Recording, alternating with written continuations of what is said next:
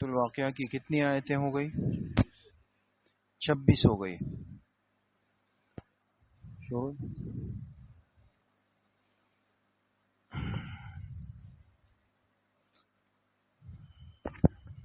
بسم اللہ الرحمن الرحیم.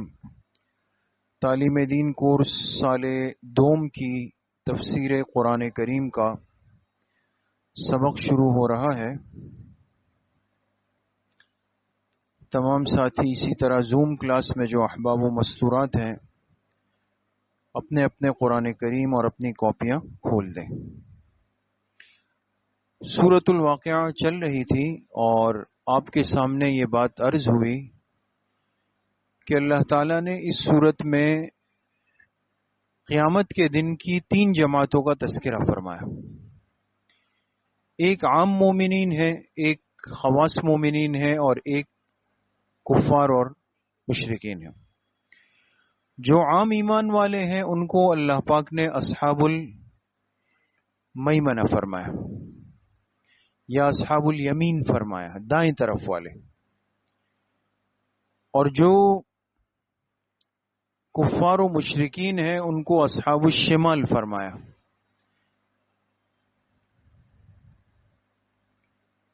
بات سمجھ گئے؟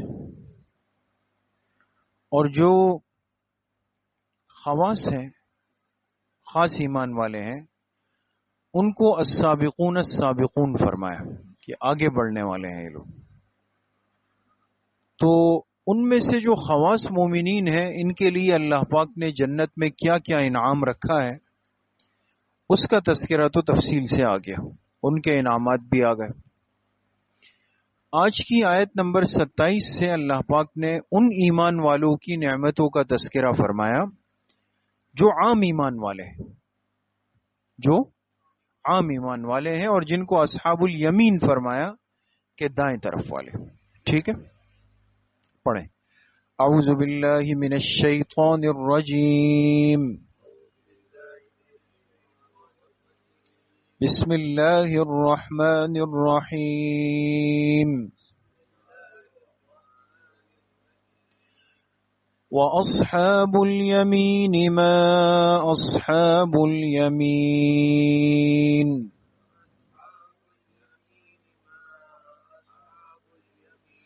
فِي سِدْرٍ مَّخْضُودٍ وَطَلْحٍ مَّنضُودٍ وَظِلٍّ مَّمْدُودٍ. صدق اللہ العظیم. اب غور کریں ترجمے پر. وَأَصْحَابُ الْيَمِينِ مَا أَصْحَابُ الْيَمِينِ، اور دائیں طرف والے، دائیں دائیں کہتے ہیں سیدھے کو نا، سیدھے کو. اور دائیں طرف والے کیا ہی خوب ہے، دائیں طرف والے کیا ہی خوب ہے، دائیں طرف والے. بریکٹ میں لکھیں یعنی عام مومنین.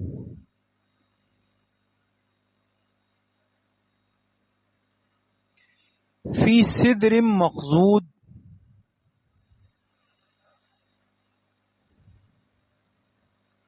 جو ایسی بیریوں میں ہوں گے. بیر جانتے ہیں دوستو؟ بیر کھانے کا پھل نہیں ہے، بیر.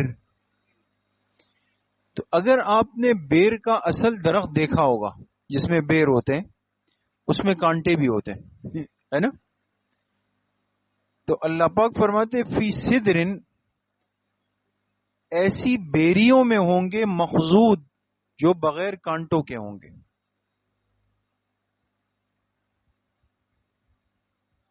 ایسی بیریوں میں یعنی ان کے لیے ایسے بیر لائے جائیں گے کہ جن کے ساتھ کانٹے نہیں ہوں گے. اب ظاہر سی بات ہے کہ ہمارے ذہن میں تو دنیا کے بیر کا تصور ہے، آخرت کی کیا بیر ہوگی، اللہ نے کیسے اس میں ذائقہ رکھا ہوگا. اللہ ہم سب کو نصیب فرمائے. وَطَلْحٍ مَّنضُودٍ، اور ایسے کیلے ہوں گے جو تہ بتہ ہوں گے. ایسے کیلے آپ نے دیکھا ہوگا، کیلے جب آتے ہیں تو یہ ایک ایک لکیر آگے پیچھے ہوتی ہے، اس لیے وہ بیچنے والے بھی کیا کرتا ہے، پوچھتے ہیں بھائی کتنے، آپ کہتے ہیں 12، تو وہ اس میں سے باقی کاٹ لیتا ہے. تو 12 آگے ہوتے ہیں، پھر 12 ہوتے ہیں، ایک پورا گچھا ہوتا ہے.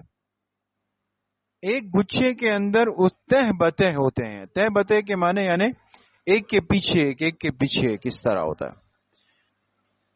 تو ایسے کیلوں میں ہوں گے، یعنی کیلوں کے پھلوں کے ساتھ ہوں گے، منضود جو تہ بتہ ہوں گے.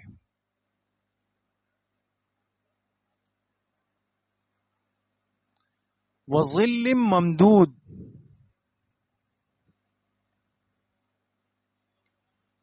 سے تو راوڑ لی ہوا ہے. اور ایسے سایوں میں ہوں گے جو کہ لمبے ہوں گے. ظل کہتے ہیں سایہ، سایہ ہوتا ہے نا. ممدود کے معنی لمبے، لمبے لمبے سائے ہوں گے. بعض دفعہ انسان کو ایسی سائے کی جگہ مل جاتی ہے کہ بمشکل بیٹھا ہوتا ہے اس میں. پیر لمبے کیے تو دھوپ میں آ گئے، لیٹنے لگا تو آدھا جسم دھوپ میں آ گیا. تو جنت کے سائے لمبے ہوں گے، اس میں کوئی پریشانی نہیں ہوگی. وماء مسکوب، اور بہتے ہوئے پانی میں ہوں گے. بہتے ہوئے پانی، بریکٹ میں لکھے یعنی آبشار. اب ایک پانی ہوتا ہے اور ایک پانی کا بہنا آبشار کی شکل میں ہوتا ہے. آپ نے دیکھا ہوگا آبشار میں کیا ہوتا ہے، اوپر سے پانی ایک انداز سے نیچے آ رہا ہوتا ہے. لوگ باقاعدہ اس کو دیکھنے کے لیے سفر کرتے ہیں کہ فلاں آبشار، فلاں فال، فلاں فال، فلاں فال، اس طرح ہوتا ہے. تو جنت میں اللہ پاک نے ایسی پانی کی آبشاریں بنائی ہیں کہ جس کا پانی بہتا ہوا ہوگا، مسلسل بہ رہا ہوگا. وفاکہۃ کثیرہ، اور بہت سارے پھلوں میں ہوں گے. بہت سارے پھلوں میں پھل ہوں گے، اور پھل بھی ایسے نہیں ہوگا کہ جیسے ایک کھا لیا تو دوسرا کا نہیں بھائی، دوسرا رات کو. وہاں کی نعمتیں تو جامع ہیں، نہ ختم ہونے والی ہیں. تو بہت سارے پھل ہوں گے. لا مقطوعۃ ولا ممنوعہ، جو نہ تو ختم ہوں گے نہ روکے جائیں گے.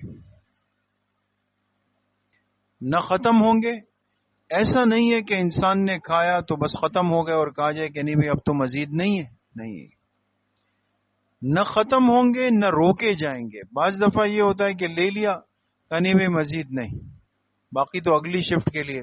ایسا بھی نہیں. بات سمجھ گئے؟ دونوں میں فرق ہے نا.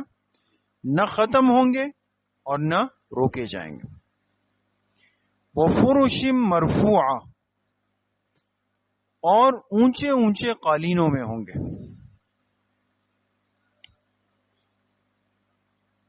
اور اونچے اونچے قالینوں. فرش کہتے ہیں، قالین کو بھی کہتے ہیں اور بستر کو بھی کہتے ہیں.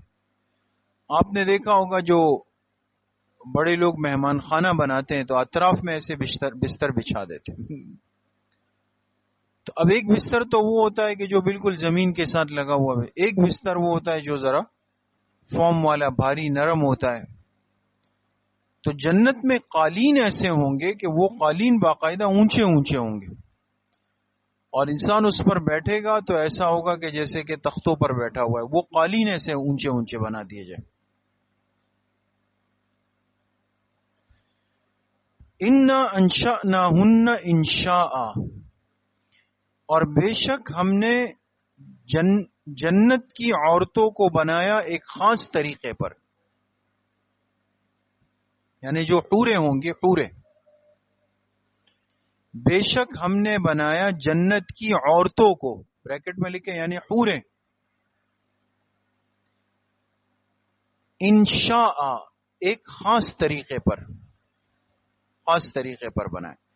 خاص طریقہ اس لیے اللہ پاک فرما رہے ہیں کہ دنیا کی عورتوں کے مزاج کا، انداز کا، کمزوریوں کا، ضروریات کا تو ہر ایک کو علم ہے نا، کہ اس میں بیماری بھی ہے، اس میں ناپاکی کے ایام بھی، اس میں ساری چیزیں چل رہی ہیں. تو وہاں انسان یہ تصور کرے کہ شاید یہ ساری کمزوریاں وہاں بھی حوروں میں بھی ہوں، تو اللہ پاک نے فرمایا نہیں، ان کو ہم نے ایک خاص انداز سے پیدا کیا. کن کو؟ حوروں کو، جنت کی عورتوں کو. اب وہ خصوصیات کیا ہے؟ اس میں سے چند اللہ پاک نے ذکر بھی فرمائی. فَجَعَلْنَاهُنَّ أَبْكَارًا، ہم نے ان کو بنا دیا کنواری. کنواری اس بچی کو کہا جاتا ہے کہ جس کی شادی نہ ہوئی ہو نا، جو شوہر کے پاس نہ آئی ہو، وہ کنواری ہوتی ہے. اس کو عربی میں باکرہ کہتے ہیں. باکرہ، بات سمجھ گئے؟ جس عورت کی رخصتی نہ ہوئی ہو اور شوہر سے نہ ملی ہو تو وہ کہلاتی ہے باکرہ، اور جس کی رخصتی ہو جائے اور شوہر سے ملاقات ہو جائے اس کو کہتے ہیں سیبہ، سا کے ساتھ، سیبہ. تو اب یہ جو جنت کی حوریں ہیں، یہ جو عورتیں ہوں گی، اللہ پاک فرماتے ہیں ہم نے ان کو کنواری بنا دیا. کنواری کا مطلب یہ کہ مستقل، یعنی اگر شوہر ان سے ملے بھی، انتفاع بھی کرے، جماع بھی کرے، ہم بستری بھی کرے، لیکن جب وہ جدا ہوں گے تو پھر وہ باقی ہوگی. بات سمجھ میں آ گئی؟ اس کا وہ کنوارا پن ختم نہیں ہوگا. یہ اللہ پاک کا ایک انعام ہوگا. عرباً اترابا، عرب کہتے ہیں پیار کرنے والی، پیار کرنے والی ہوں گی. اترابا ہم عمر ہوں گی. یہ بھی دو الگ الگ صفات ہیں، پیار کرنے والی اور اترابن ہم عمر. ہم عمر